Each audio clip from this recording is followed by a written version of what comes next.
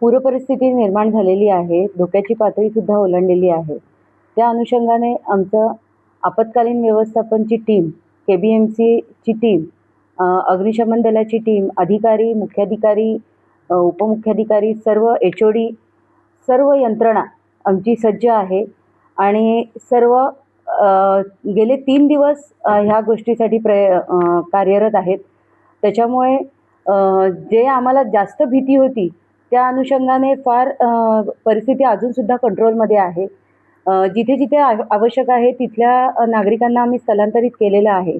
मी बदलापूरमधील नागरिकांना आव्हान करेन की पावसाचं पूरपरिस्थिती निर्माण झालेली आहे.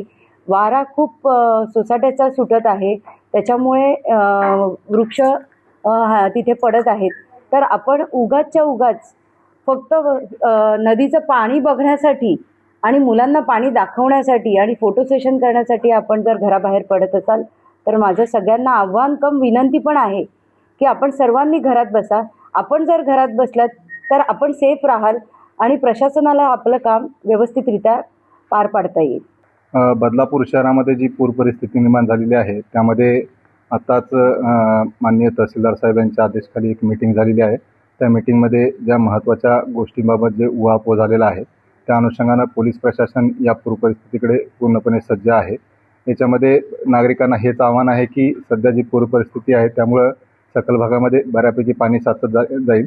त्या ठिकाणी नागरिकांनी त्या सखल भागाच्या ठिकाणी जाऊ नये.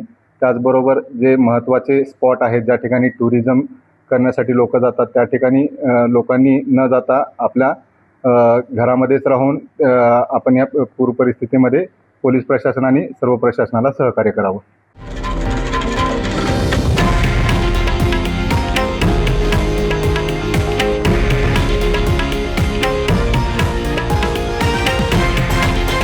हे आहे देशातील नंबर 1 न्यूज नेटवर्क आणि आपण पाहत आहात TV9 मराठी, एकमेव.